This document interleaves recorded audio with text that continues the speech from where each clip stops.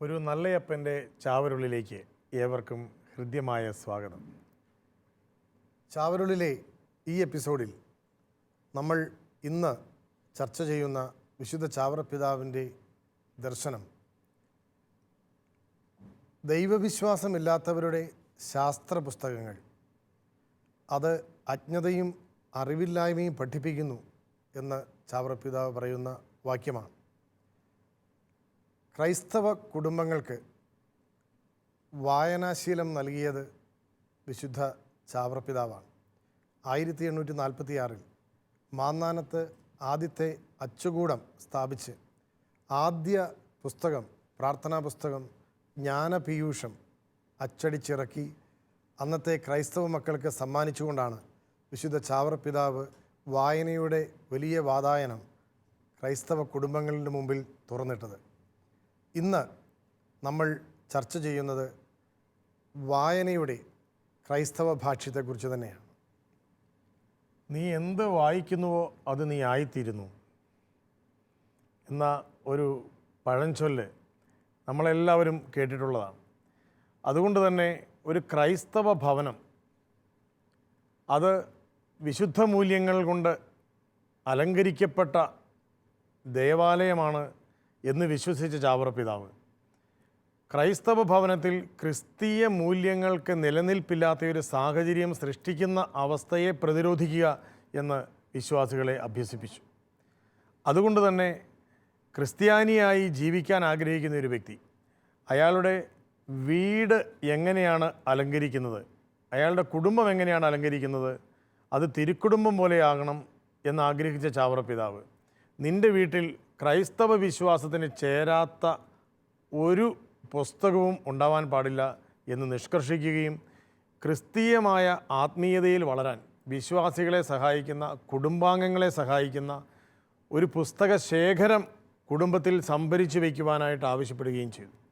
അങ്ങനെയാണ് ആദ്യമായി കേരളത്തിൽ ക്രൈസ്തവ കുടുംബങ്ങളിൽ ഒരു ആത്മീയ ഗ്രന്ഥശേഖരം, ഒരു വീട്, ഒരു വായനശാല എന്ന ഒരു ആശയം 1860കളിൽ വിശുദ്ധ ചാവറപിതാവ് കേരള സഭയെ അഭ്യസിപ്പിച്ചത്. ആ ഒരു ചിന്തയുടെ തുടർച്ചയായി നല്ല വായന നല്ല വ്യക്തിയെ രൂപീകരിക്കുന്നു, വളർത്തുന്നു. വിശ്വാസിയെ രൂപീകരിക്കുന്നത് വിശ്വാസത്തിനുതകുന്ന ഗ്രന്ഥങ്ങളുടെ ശേഖരവും അതിൻ്റെ വായനയും പഠനവുമാണ് എന്ന ചാവറപിതാവിൻ്റെ ഈ ഒരു ദർശനത്തെ അടിസ്ഥാനമാക്കി നമ്മൾ ചർച്ചയിലേക്ക് കടക്കുകയാണ്. എങ്ങനെയാണ് നമുക്ക് നല്ല പുസ്തകങ്ങൾ വായിക്കാൻ സാധിക്കുക, ഏതൊക്കെ പുസ്തകങ്ങളാണ് നമ്മൾ വായിക്കുന്നത് തുടങ്ങിയ കാര്യങ്ങൾ. എൻ്റെ വീട്ടിൽ ഞാൻ വരുത്തുന്ന പ്രസിദ്ധീകരണങ്ങൾ എൻ്റെ മേശപ്പുറത്തുനിന്ന് നിരത്തിയിട്ടാൽ എൻ്റെ സ്വഭാവം എന്താണ്, എൻ്റെ കുടുംബത്തിൻ്റെ സ്വഭാവം എന്താണ്, എൻ്റെ കുടുംബത്തിൻ്റെ വിശ്വാസ ശൈലി എന്താണ് എന്ന് അന്വേഷിക്കാനായിട്ട് മറ്റൊരിടത്തും പോകേണ്ടതില്ല. അതുകൊണ്ട് സ്വന്തം വീട്ടിൽ വരുത്തുന്ന പ്രസിദ്ധീകരണങ്ങളെ പറ്റിയുള്ള ഒരു അന്വേഷണം, വായനയുടെ അകത്തളങ്ങളിലേക്കുള്ള ഒരു യാത്ര നമുക്ക് ആരംഭിക്കാം. നമുക്കിന്ന് അതിഥിയായിട്ട് നമ്മോടൊപ്പം നമ്മുടെ പ്രിയങ്കരനായ ജോർജ് ആത്തപ്പള്ളി CMI അച്ഛനാണുള്ളത്. ഇന്ന് ഇവിടെ വന്നിരിക്കുന്ന നമ്മോട് അദ്ദേഹത്തിൻ്റെ ജീവിതാനുഭവങ്ങൾ അദ്ദേഹം പങ്കുവയ്ക്കും. അദ്ദേഹം CMI സഭയുടെ അഭിമാനമായ ഒരു വൈദികനാണ്. അദ്ദേഹത്തിൻ്റെ കുടുംബത്തിൽ വായന എങ്ങനെയാണ് അദ്ദേഹത്തെ വളർത്തിയതെന്നും മാറ്റിയതെന്നും പിന്നീട് ശാസ്ത്രലോകത്ത് അദ്ദേഹത്തിന് വലിയ സംഭാവനകൾ നൽകുവാൻ അദ്ദേഹത്തെ പ്രേരിപ്പിച്ചതെന്നും ഇന്ന് അദ്ദേഹം നമ്മോട് സംസാരിക്കുന്നുണ്ട്. ഒരുപക്ഷെ മുൻ രാഷ്ട്രപതി APJ അബ്ദുൽ കലാം ജിയുടെ കൂടെ പഠനം നടത്തുവാനും അദ്ദേഹത്തിൻ്റെ ശിഷ്യനായി വളരെ അഭിമാനത്തോടു കൂടി പഠനം പൂർത്തിയാക്കുവാനും കഴിഞ്ഞ ഏക വൈദിക വിദ്യാർത്ഥിയും ജോർജ് ആത്തപ്പള്ളി അച്ഛനാണ്. നമുക്ക് അദ്ദേഹത്തെ സ്വീകരിക്കാം. നല്ലൊരു കയ്യടിയോടുകൂടി അദ്ദേഹത്തെ സ്വീകരിക്കുകയും ചെയ്യും. ജോർജ്, നുണ പറയാത്ത വക്കീൽ എന്ന് പ്രശസ്തനായ ഒരു വ്യക്തിയായിരുന്നു അങ്ങയുടെ വത്സല പിതാവ്. ഞങ്ങൾ സെമിനാരിയിലൊക്കെ പഠിക്കുമ്പോൾ ആത്തപ്പള്ളി കുടുംബം, അച്ഛൻ്റെ ചേട്ടൻ സെബാസ്റ്റ്യൻ ആത്തപ്പള്ളി അച്ഛൻ ഉൾപ്പെടെ ആത്തപ്പള്ളി കുടുംബത്തെ പറ്റി ഞങ്ങൾക്ക് വലിയ രസകരമായ കഥകൾ ഞങ്ങൾ കേട്ടിട്ടുണ്ട്. പട്ടാളച്ചിട്ടയിൽ പിതാവ് വളർത്തിയ 10 മക്കളുടെ കഥകൾ. ശാലോം TV-യുടെ ഈ പ്രേക്ഷകരുമായി ഒരു നല്ലയപ്പൻ്റെ ചാവരുളിലെ ക്രൈസ്തവ കുടുംബത്തിൻ്റെ ആത്മീയ അടിത്തറയിൽ ഊന്നി നിന്നുകൊണ്ട് അങ്ങ് ഒന്ന് വിശദീകരിക്കുക അങ്ങയുടെ കുടുംബ പശ്ചാത്തലം. നല്ല അപ്പൻ്റെ ചാവരുൾ എന്ന് പറഞ്ഞ ആ ചാവറയച്ചൻ്റെ അതേ രൂപത്തിൽ തന്നെ എന്ന് വേണം പറയാനായിട്ട്. വളരെ ശക്തിയായിട്ട് ക്രിസ്തീയ മൂല്യങ്ങൾക്ക് പ്രാധാന്യം കൽപ്പിച്ചിട്ടുള്ളൊരു അപ്പച്ചനായിരുന്നു ഞങ്ങൾക്കുള്ളത്. വക്കീലായിരുന്ന അദ്ദേഹം രാജ്യത്തിൻ്റെ എല്ലാ നിയമങ്ങളും, വളരെയധികം ദൈവസ്നേഹിയായിരുന്ന അദ്ദേഹം ദൈവത്തിൻ്റെ എല്ലാ നിയമങ്ങളും ഞങ്ങൾക്ക് ഒരുപോലെ കൊണ്ടു തന്നിട്ടുണ്ട്. വായനയെ പറ്റി പറയുമ്പോൾ വായന പോസിറ്റീവായിട്ടുള്ള റീഡിങ്ങും ഏത് വായിക്കാൻ പാടില്ല എന്നുള്ളതും അദ്ദേഹം വളരെ കൃത്യമായിട്ട് ഞങ്ങൾക്ക് നിർവചിച്ച് തന്നിട്ടുണ്ടായിരുന്നു. ഉദാഹരണം പറഞ്ഞാൽ, ഇപ്പോൾ പ്രസിദ്ധീകരണങ്ങൾ ഞങ്ങൾക്ക് വന്നിട്ടുണ്ടായിരുന്നത് ദീപിക, മേരി വിജയം, സത്യദീപം. ഇത് ഞങ്ങൾക്ക് അവിടെ വരാറുണ്ട്, ഞങ്ങൾ വായിക്കാറുണ്ട്. അതല്ലാതെ വേറെ പുറത്തുനിന്നുള്ള ഒരു സംഗതികളും ഞങ്ങളെ ഇൻഫ്ലുവൻസ് ചെയ്യാണ്ടിരിക്കാൻ വേണ്ടിയിട്ട് അദ്ദേഹം വളരെ ദത്തശ്രദ്ധനായിരുന്നു. ഉദാഹരണം പറഞ്ഞാൽ, സിനിമ പാടില്ല, റേഡിയോ. അന്ന് ഞങ്ങൾക്കറിയാം, ഞങ്ങളുടെ വല്യപ്പന്മാരുടെ വീടുകളിലും നെയ്ബേഴ്സിൻ്റെ വീടുകളിലൊക്കെ ഇഷ്ടം പോലെ റേഡിയോ എല്ലാം. ഞങ്ങൾക്ക് റേഡിയോ ഞങ്ങൾ കണ്ടിട്ട് പോലുമില്ല. റേഡിയോ പാടില്ല. അല്ലെങ്കിൽ വേറെ അവിടെ ഇവിടങ്ങളിൽ ഉല്ലാസത്തിന് പോയി സമയം ചെലവഴിച്ച് രാത്രി വരാൻ അങ്ങനെ ഒരിക്കലും സമ്മതിച്ചിട്ടില്ല. സ്കൂൾ വിട്ടാൽ വീട്ടിലേക്ക്, കാലത്ത് എഴുന്നേറ്റാൽ ഒന്നാമത്തെ പണി പ്രാർത്ഥന ചൊല്ലി അത്യാവശ്യം ജോലികൾ ചെയ്താൽ കുർബാനയ്ക്ക് പോയിട്ടുണ്ടാവണം. ഞങ്ങളെല്ലാവരും കുർബാനയ്ക്ക് കൂടി വളർന്നവർ. ഞങ്ങൾ 9 ആൺമക്കൾ, ആദ്യം അവസാനം ഒരു പെണ്ണുമാണ്. അത് ഞങ്ങൾക്ക് എല്ലാവർക്കും കുർബാനയ്ക്ക് പോക്കും കുർബാനയ്ക്ക് കൂടുതലുണ്ടായിരുന്നു.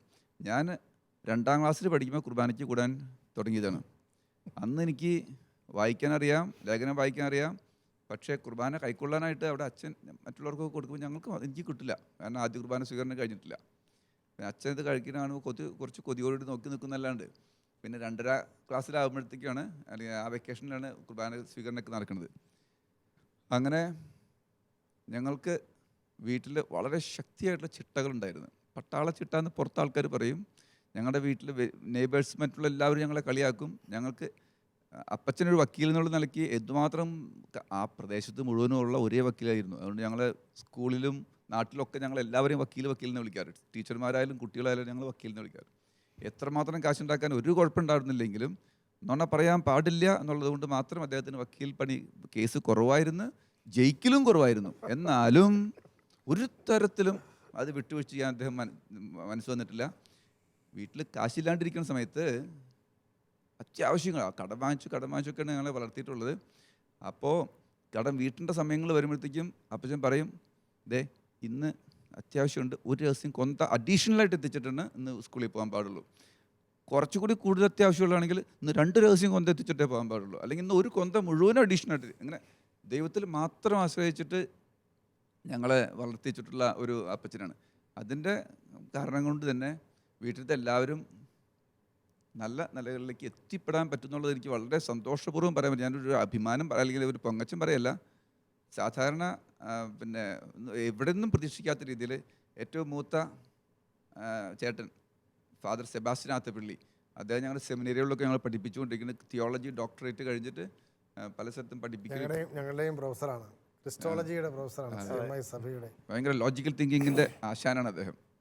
രണ്ടാമത്തെ ഉള്ള ബ്രദർ ഒരു പിന്നെ ഡോക്ടർ, MRCP ലണ്ടനിൽ നിന്ന് പാസ്സായിട്ട് അദ്ദേഹം പിന്നെ പ്രാക്ടീസ് ചെയ്തുകൊണ്ടിരിക്കുന്നത്. ഇപ്പോൾ എറണാകുളത്ത് ലിസി ഹോസ്പിറ്റലിൽ നിന്ന് പ്രാക്ടീസ് ചെയ്യുന്നത്. അന്ന് എനിക്കറിയാം അദ്ദേഹം സെൻറ്റ് ജോൺസ് മെഡിക്കൽ കോളേജിൽ നിന്ന് കഴിഞ്ഞിട്ട് ഡൽഹി IIMS അന്നൊന്നും സീറ്റിനെ പറ്റി ആർക്കും പ്രതീക്ഷിക്കാനേ പറ്റില്ലായിരുന്നു. അദ്ദേഹം പോയി പരീക്ഷ എഴുതി.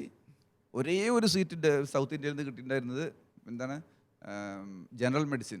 അത് അദ്ദേഹത്തിന് കിട്ടിയാണ് പോകുന്നത്. ദൈവത്തിൻ്റെ കൃത്യമുള്ള എന്നുള്ള ഒരു സംശയമില്ലാത്ത കാര്യമാണ്. പിന്നെ മൂന്നാമത്തെ ചേട്ടൻ ഒരു അഡ്വക്കേറ്റായിട്ട് തീർന്ന് അദ്ദേഹം പിന്നെ ഹൈക്കോർട്ടിൽ എറണാകുളത്ത് പ്രാക്ടീസ് ചെയ്യുന്നുണ്ട്. നാലാമത്തെ ചേട്ടൻ ഒരു സയൻറ്റിസ്റ്റ്. അദ്ദേഹം ബാംഗ്ലൂർ IIScയിൽ നിന്ന് ഡോക്ടറേറ്റ് കഴിഞ്ഞ് പിന്നെ പിന്നെ അമേരിക്കയിൽ പോയിട്ട് അവിടെ ഡോക്ടറേറ്റ് ഒന്നും കഴിഞ്ഞ് അവിടെ വർക്ക് ചെയ്തുകൊണ്ടിരിക്കുകയാണ്. പിന്നത്തെ ചേട്ടൻ ഒരു ഡോക്ടർ. അദ്ദേഹം സെൻറ്റ് ജോൺസിൽ നിന്ന് പഠിച്ചു കഴിഞ്ഞതിന് ശേഷം ഇവിടെ പോയി യൂറോപ്പിൽ പോയിട്ട് ലണ്ടനിൽ പോയിട്ട് അവിടെ FRCS ഫസ്റ്റ് ചാൻസിൽ പാസ്സായി എന്നുള്ളതാണ്. ഫസ്റ്റ് ചാൻസിൽ പാസ്സായാലും അത്ര എളുപ്പമുള്ള കാര്യമല്ല. അത് കഴിഞ്ഞിട്ട് പിന്നെ അദ്ദേഹം ഇപ്പോൾ ലണ്ടനിൽ തന്നെ പ്രാക്ടീസ് ചെയ്തുകൊണ്ടിരിക്കണം. പിന്നത്തെ ചേട്ടൻ ഒരു എൻജിനീയറാണ്. അദ്ദേഹം ഇപ്പോൾ നാട്ടിൽ തന്നെ പ്രാക്ടീസ് ചെയ്യണു. ഞാൻ 7ാമത്തെ ആളാണ്.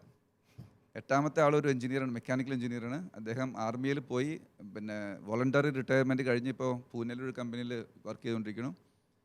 അതിൻ്റെ താഴെ ഒരു അനിയനുള്ളത് പിന്നെ +2 ഒരു പിന്നെ അധ്യാപകനായിട്ട് വർക്ക് ചെയ്തുകൊണ്ടിരിക്കുന്നു, MSc കഴിഞ്ഞിട്ട്.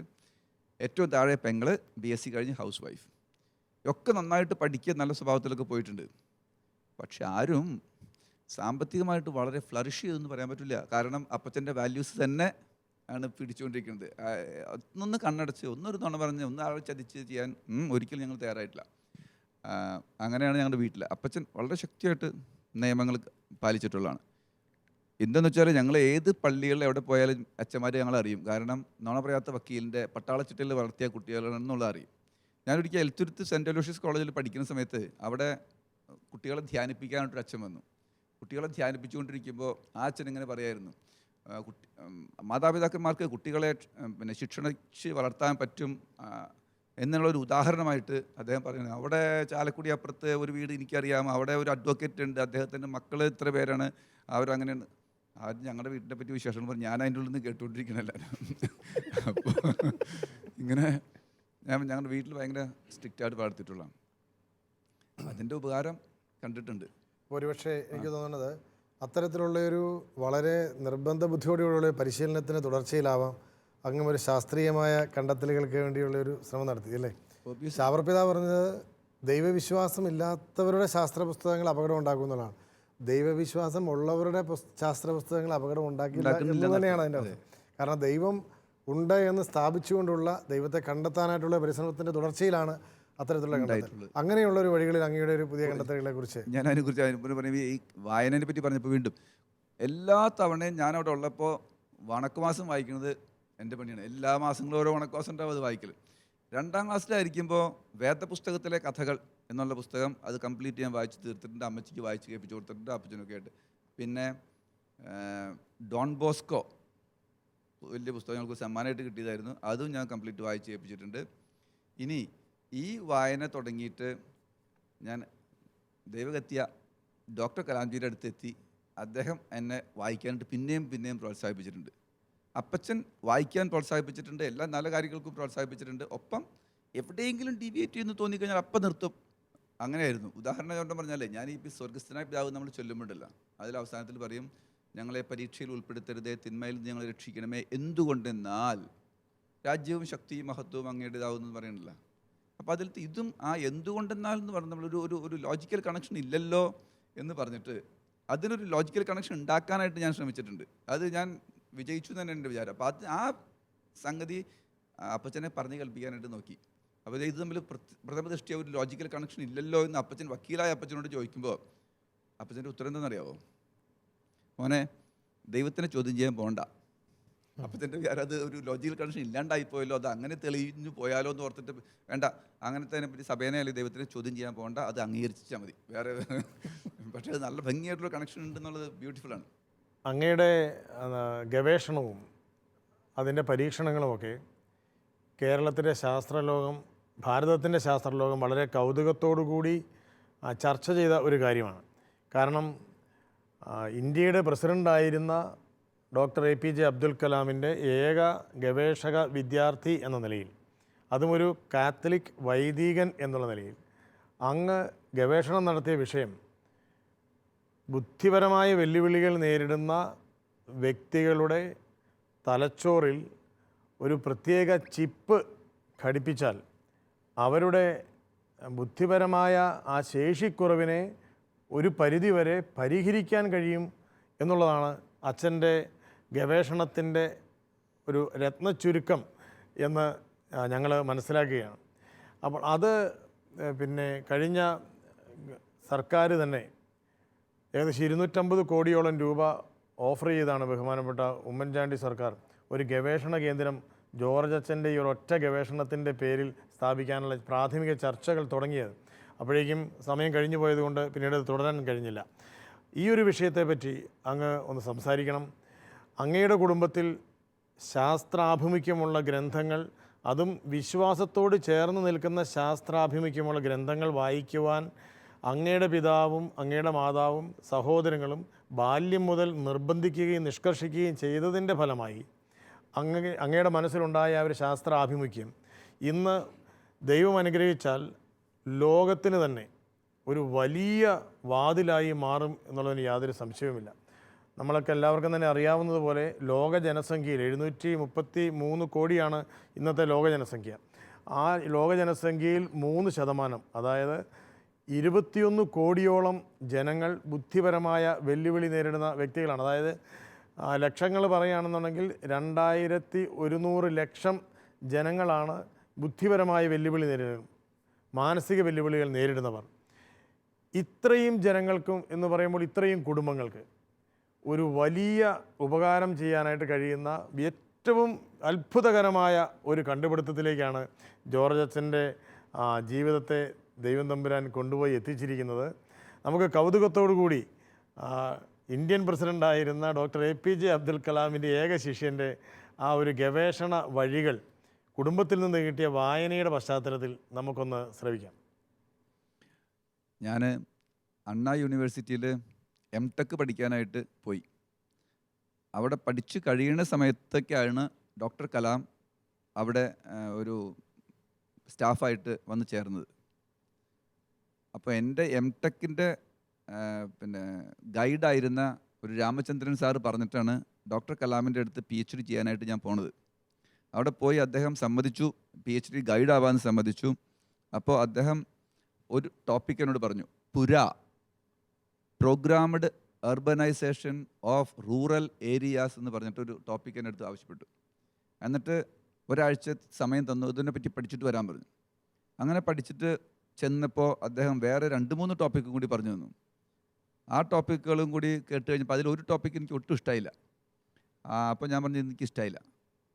അപ്പോൾ ഉടനെ കലാംജി പറഞ്ഞു, ഞാനിത് ഇപ്പോൾ ഒരു 4-5 ടോപ്പിക്ക് താങ്കളോട് പറഞ്ഞിട്ടുണ്ട്, താങ്കളൊരു കാര്യം ചെയ്യ്, ഒരു 2-3 ടോപ്പിക്ക് സജസ്റ്റ് ചെയ്യ്, നമുക്കിതെല്ലാം കൂട്ടിയിട്ട് ഒരെണ്ണം സെലക്ട് ചെയ്യാമെന്ന് പറഞ്ഞു.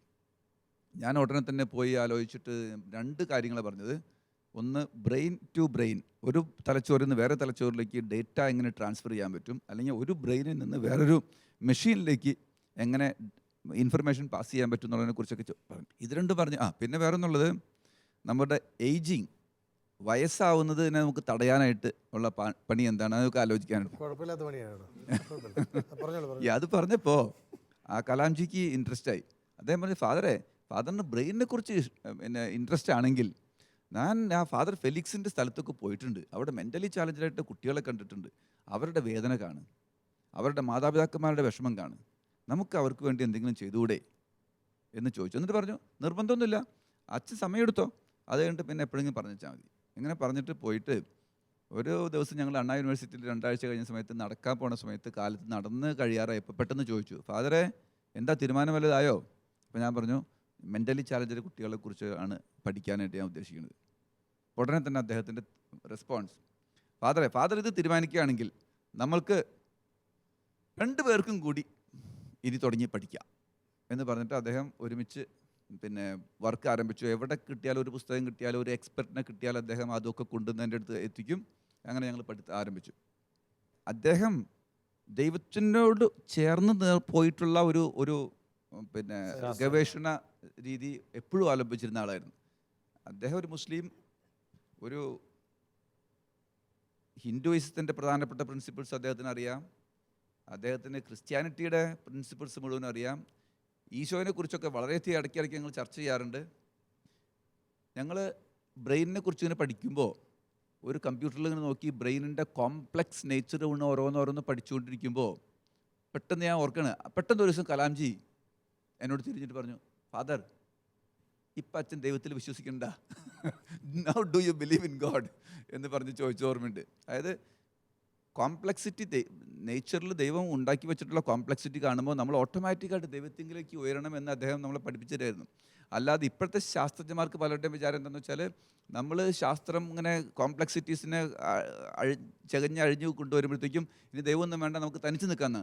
നേരെ മറിച്ച് അതിൻ്റെ പുറകിലുള്ള ഡിസൈനറിനെ കാണാനായിട്ട് കലാംജി എപ്പോഴും തയ്യാറായിരുന്നു. അങ്ങനെ ദൈവത്തോട് ചേർന്ന് നിന്നിട്ടുള്ള ഒരു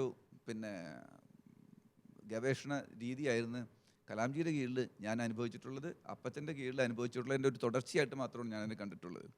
അത് പറഞ്ഞപ്പോൾ ദൈവത്തെങ്കിലും ഊന്നിയിട്ടുള്ളൊരു ഗവേഷണം എന്ന് പറഞ്ഞപ്പോൾ പെട്ടെന്ന് എൻ്റെ മനസ്സിൽ വന്ന വേറൊരു കാര്യം കൂടി ഷെയർ ചെയ്യാണ്. അദ്ദേഹത്തിന് പ്രസിഡൻ്റായിട്ട് സ്ഥാനാരോഹണ ചടങ്ങിന് വന്നപ്പോൾ ഞങ്ങളൊക്കെ വിളിച്ചിട്ടുണ്ടായിരുന്നു, അച്ഛന്മാരെ കുറേ പേര് വിളിച്ചിട്ടുണ്ടായിരുന്നു. ഇതെല്ലാം കഴിഞ്ഞിട്ട് പുറത്ത് വന്നപ്പോൾ കലാംജി അച്ഛന്മാർ കണ്ടവരോട് പറഞ്ഞത്, എന്നെ അടക്കം പറഞ്ഞ് അച്ഛന്മാരെല്ലാവരും കൂടിയിട്ടേ ഒന്ന് തലേ കൈവച്ച് പ്രാർത്ഥിക്കണം. അങ്ങനെ ഞങ്ങൾ കൂടി കലാംജിക്ക് വേണ്ടി തലേ കൈവച്ച് പ്രാർത്ഥനയിൽ ദൈവത്തിൽ വളരെയധികം വിശ്വാസം ഉണ്ടായിരുന്ന ഒരു ശാസ്ത്രജ്ഞനായിരുന്നു കലാംജി. എനിക്ക് അദ്ദേഹത്തിൻ്റെ കൂടെയൊക്കെ നടക്കാൻ പറ്റിയത് എൻ്റെ ഭാഗ്യമായിട്ട് ഞാൻ കണക്കാക്കണം. ശരിക്കും ഭിന്നശേഷിയുള്ള ബുദ്ധിപരമായ വെല്ലുവിളികൾ നേരിടുന്ന മക്കളുടെ പരിശീലനം കേരളത്തിൽ ആദ്യമായിട്ട് 50 വർഷം മുമ്പ് തിരുവനന്തപുരത്ത് central institute of mental retardation CIMR എന്ന പേരിൽ ആരംഭിച്ചത് ഫാദർ ഫെലിക്സ് CMI ആണ്. CMI സഭയിലെ അഭിമാനമായ അദ്ദേഹത്തിൻ്റെ ജീവിതം മുഴുവൻ ഈ മേഖലയ്ക്ക് വേണ്ടിയായിരുന്നു. അദ്ദേഹത്തിൻ്റെ ജീവിതം കൊണ്ട് അദ്ദേഹം ചാവറയച്ചൻ്റെ ഒരു അഗാധമായ ഒരു ഭക്തനാണ് ഫെലിക്സ് അച്ഛൻ.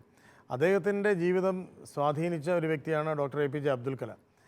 ആ അബ്ദുൽ കലാം ജിയാണ് ജോർജ് അച്ഛനെ വീണ്ടും ഫെലിക്സ് അച്ഛൻ്റെ ആ ഒരു നിഗമനങ്ങളിലേക്ക് കൊണ്ടുപോകാനും അതുവഴി ലോകത്തിന് തന്നെ വെളിച്ചം നൽകുന്ന ചില നിരീക്ഷണങ്ങളിലേക്ക് നയിക്കാനും ഇടയാക്കിയത്.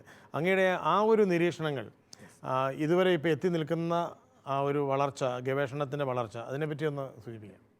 ഞങ്ങളുടെ ഗവേഷണത്തിൻ്റെ കുറച്ച് ഒരു ഇൻട്രൊഡക്ഷൻ പറയുകയാണെങ്കിൽ, ഇത്രയും കാലം ജനം വിചാരിച്ചിരുന്നത് ബ്രെയിൻ അതിനെന്തെങ്കിലും തകരാറ് പറ്റിയിട്ടുണ്ടെങ്കിൽ അത് അങ്ങനെ തന്നെ നിൽക്കുള്ളൂ, ഉള്ള ബ്രെയിൻ എപ്പോഴും അതിന് താഴത്തേക്ക് പോകാനേ പറ്റുള്ളൂ, ന്യൂറോൺസ് ഉള്ളത് മുഴുവൻ കൊഴിഞ്ഞു പോയിക്കൊണ്ടിരിക്കും, അതുകൊണ്ട് നമ്മുടെ ബ്രെയിനിൻ്റെ ശേഷി താഴ്ന്നു പോവുള്ളൂ എന്നാണ് വിചാരിച്ചുകൊണ്ടിരുന്നത്. ഇപ്പോൾ നമുക്ക് മനസ്സിലായിട്ടുണ്ട് ബ്രെയിൻ വളരെ പ്ലാസ്റ്റിക് ആണ്, അതിനെ കുറച്ച് അങ്ങോട്ടൊക്കെ അഡ്ജസ്റ്റ് ചെയ്യാൻ പറ്റും, വളരാൻ പറ്റും, തളരാൻ പറ്റും. യൂസ് ഓർ ലൂസ് എന്നൊരു പ്രിൻസിപ്പിൾ പറയുന്നുണ്ട്. അപ്പം നമ്മൾ എത്രത്തോളം ബ്രെയിനിനെ യൂസ് ചെയ്തുകൊണ്ടിരിക്കണോ അത്രത്തോളം വളർന്നുകൊണ്ടിരിക്കും, യൂസ് ചെയ്യേണ്ടുന്ന താഴത്തേക്ക് പോയിക്കൊണ്ടിരിക്കും. ഈ മെൻ്റലി ചാലഞ്ചറായിട്ടുള്ള കുട്ടികൾക്ക് ഉള്ള ഒരു പ്രധാനപ്പെട്ട പ്രശ്നം എന്താണെന്ന് വെച്ചാൽ, ഒന്നുകിൽ ചില ബ്രെയിൻ പാർട്ടുകൾ മുഴുവൻ ജനന സമയത്തുണ്ടായ പ്രശ്നങ്ങൾ കാരണം കൊണ്ട് മാത്രം ഓക്സിജൻ കിട്ടാണ്ട് മരിച്ചുപോയി, അതിനൊരിക്കലും റീവൈവ് ചെയ്യാൻ പറ്റില്ല. അല്ലെങ്കിൽ ജനറ്റിക്കൽ പ്രോബ്ലം കാരണം കൊണ്ട് ചില ബ്രെയിൻ പാർട്ടുകളൊന്നും ഉപയോഗയോഗ്യമല്ല, അത് ജീവിച്ചിരിക്കുന്നുണ്ടെങ്കിൽ തന്നെ ആയാലും അതിന് വർക്ക് ചെയ്യാൻ പറ്റുന്നില്ല. ന്യൂറോൺസിന് പരസ്പരം കണക്ഷൻസ് ഇല്ലാത്തതുകൊണ്ട് അതിന് ഇൻഫർമേഷൻ പാസ് ചെയ്യാൻ പറ്റുന്നില്ല. ഇങ്ങനത്തെ കേസുകളൊക്കെ ഉണ്ട്. ഇങ്ങനെ ഇരുന്നാൽ തന്നെയും ഒരു ബ്രെയിനിൻ്റെ ഭാഗം മുഴുവനും ഉപയോഗശൂന്യമായി തീർന്നിട്ടുണ്ടെങ്കിൽ തന്നെ ബാക്കിയുള്ള ബ്രെയിൻ ഭാഗത്തിനെ ഉത്തേജിപ്പിച്ചിട്ട് അതിനെക്കൊണ്ട് ഈ നഷ്ടപ്പെട്ടു പോയ ബ്രെയിനിൻ്റെ ഭാഗത്തിൻ്റെ പണി ചെയ്യിപ്പിക്കാനായിട്ട് പറ്റും എന്ന് മനസ്സിലാക്കിയിട്ടുണ്ട്. അങ്ങനെ അതിന് നമ്മുടെ ബ്രെയിനിന് ഓട്ടോമാറ്റിക്കായിട്ടുള്ള ഒരു നാച്ചുറലായിട്ടുള്ള ഒരു കേപ്പബിലിറ്റി ഉണ്ട്, നഷ്ടപ്പെട്ടു പോയ ഭാഗങ്ങളുടെ കഴിവുകളെ സ്വയം ഏറ്റെടുത്ത് ചെയ്യാനായിട്ട്. അതുപോലെ ഈ കുട്ടികൾക്ക് ഓരോ തരത്തിലുള്ള ഇൻ്റർവെൻഷൻ നടത്തിയിട്ട് ഉള്ള ബ്രെയിൻ പാർട്സിനെ കുറച്ചുകൂടി എൻഹാൻസ് ചെയ്യിക്കാൻ പറ്റും എന്ന് കണ്ടിട്ടുണ്ട്. അതിന് ഒരു നോൺ ഇൻവേസീവ് ടെക്നോളജി എന്ന് പറഞ്ഞാൽ നമ്മൾ ബ്രെയിനിൻ്റെ ഉള്ളിലേക്ക് നേരിട്ട് തുളച്ച് കയറാണ്ട് പുറത്തുനിന്ന് തന്നെ ബ്രെയിനിനെ സഹായിക്കാവുന്ന കുറേ പണികളുണ്ട്. ഇപ്പോൾ കണക്ക് അറിയാൻ ബുദ്ധിമുട്ടുള്ള കുട്ടികളെ, കണക്ക് തിയററ്റിക്കലായിട്ട് പഠിക്കാൻ പറ്റാത്ത കുട്ടികളെ സംബന്ധിച്ചോളം പ്രാക്ടിക്കലായിട്ടുള്ള കുറേ കാര്യങ്ങൾ ചെയ്തു കൊടുത്തു കഴിഞ്ഞാൽ അവർ ഓട്ടോമാറ്റിക്കായിട്ട് അവർ പഠിക്കും. ഉദാഹരണം പറഞ്ഞാൽ കാശുമായിട്ട് ബന്ധപ്പെട്ടുള്ള കാര്യങ്ങൾ ഒരു കുട്ടീനെ ഇരുത്തി ചെയ്യിച്ചു കഴിഞ്ഞാൽ ഓട്ടോമാറ്റിക്കായിട്ട് ഒക്കെ ഇത് 1 രൂപ, ഇത് 2 രൂപ, ഇത് 100 രൂപ, 10 രൂപ ഒക്കെ തിരികെ നിൽക്കും. അപ്പോൾ അതിൽ കൂട്ടലും കിഴിക്കലും ഒക്കെ ഓട്ടോമാറ്റിക്കായിട്ട് തിരിഞ്ഞു വരും. അങ്ങനത്തെ പ്രാക്ടിക്കലായിട്ടുള്ള ബ്രെയിനിനെ സ്റ്റിമുലേറ്റ് ചെയ്യാവുന്ന മെത്തേഡുകളുണ്ട്. അതിൻ്റെ കൂട്ടത്തിൽ നമ്മുടെ ബ്രെയിനിൻ്റെ ഉള്ളിലുള്ള ലെഫ്റ്റ് ബ്രെയിനും റൈറ്റ് ബ്രെയിനും ഉണ്ട്. ചില കുട്ടികളെ സംബന്ധിച്ചിടത്തോളം ഒരു പാർട്ട് ശരിക്കും വർക്ക് ചെയ്യേണ്ടാവില്ല. അപ്പോൾ ആ പാർട്ടിനെ നമുക്ക് സ്റ്റിമുലേറ്റ് ചെയ്യിക്കാൻ വേണ്ടിയിട്ട് നമുക്ക് ശരീരത്തിൻ്റെ മറ്റ് വശം കൊണ്ട് പണി ചെയ്യിപ്പിച്ചിട്ട് ഈ സ്റ്റിമുലേറ്റഡ് അല്ലാത്ത ബ്രെയിൻ പാർട്ടിനെ സ്റ്റിമുലേറ്റ് ചെയ്യിക്കാൻ പറ്റും. ഉദാഹരണം പറഞ്ഞാൽ നമ്മളൊക്കെ വലത്ത് കൈമാർ, ജനറലി വലത്ത് കൈമാരാണ്. അപ്പോൾ നമ്മുടെ ലെഫ്റ്റ് ബ്രെയിൻ ആയിരിക്കും കൂടുതൽ ആക്ട് ചെയ്യേണ്ടാവുക.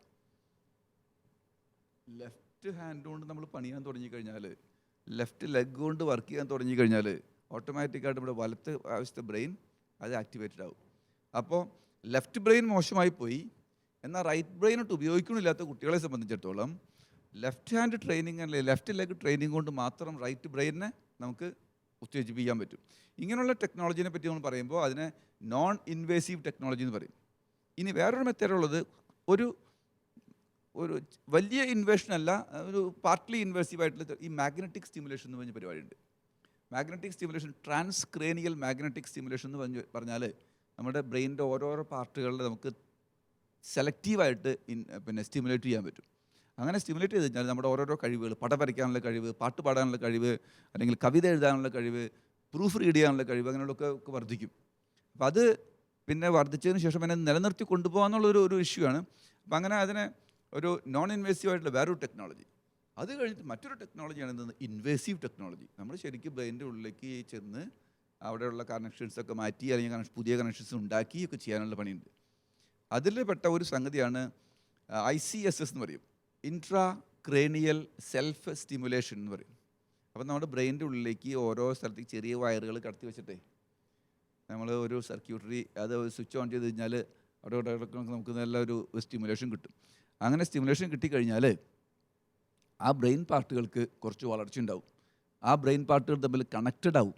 അപ്പം അങ്ങനെ കണക്റ്റഡ് ആയിട്ടുള്ള ബ്രെയിൻ ആകുമ്പോൾ നമുക്ക് നന്നായിട്ട് വർക്ക് ചെയ്യാൻ പറ്റും. അതിൻ്റെ ഒരു മെത്തേഡായിട്ട് ഞങ്ങൾ ഒരു ഉണ്ടാക്കിയിട്ടുള്ളൊരു സംഗതിയാണ് എന്താ പറയുക, ബ്രെയിൻ സ്റ്റിച്ചർ. ബ്രെയിൻ സ്റ്റിച്ചർ എന്ന് പറഞ്ഞാൽ ബ്രെയിനിനെ സ്റ്റിച്ച് ചെയ്യുക എന്നർത്ഥം. നമ്മൾ ബ്രെയിനിൻ്റെ ഉള്ളിൽ ശരിക്കും നൂലും സൂചി ഇട്ട് കുത്തി കയറ്റാൻ പറ്റില്ല.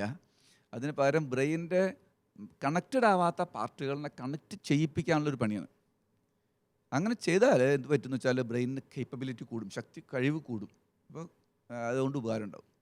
അതിനൊരു ചെറിയൊരു എക്സാമ്പിളായിട്ട് ഞാൻ പറഞ്ഞു കഴിഞ്ഞാൽ, നമ്മളിപ്പോൾ ഒരു പാവലോ എന്തെങ്കിലോ അല്ലെങ്കിൽ പയറോ ഒക്കെ നട്ടിട്ടുണ്ടെങ്കിൽ അതിന് ഒരു താങ്ങൊന്നും കുത്തി കൊടുക്കാണ്ടിരുന്നു കഴിഞ്ഞാൽ അത് നിലത്ത് തന്നെ പടർന്ന് ഒരു ഉരുണ്ടിട്ട് നിൽക്കും, അതിൽ വളർച്ച ഉണ്ടാവില്ല.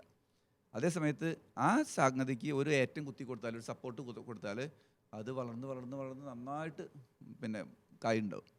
അതുപോലെ ബ്രെയിനിൻ്റെ ഉള്ളിലുള്ള ന്യൂറോൺസിന് പരസ്പരം അങ്ങോട്ടും ഇങ്ങോട്ടൊക്കെ വളർന്ന് പോകാനായിട്ടുള്ള പോസിബിലിറ്റി ഇല്ലാണ്ട് വെറുതെ കുരുടിച്ച് നിൽക്കുന്നിടത്ത് നമ്മൾ അതിൻ്റെ ഈ എ എന്നുള്ള പോയിന്റിൽ നിന്ന് ബിയിലേക്ക് നീ വളരെ, ബിയിൽ നിന്ന് സിയിലേക്ക് ഒരു കണക്ഷൻ ഉണ്ടാക്കുക എന്നൊക്കെ പറഞ്ഞ് ചെയ്യിക്കാവുന്ന രീതിയിലൊരു പണിയുണ്ട്. അതിനാണ് നമ്മൾ പറയുന്നത് ബ്രെയിൻ സ്റ്റിച്ചിങ് എന്ന് പറയുന്നത്.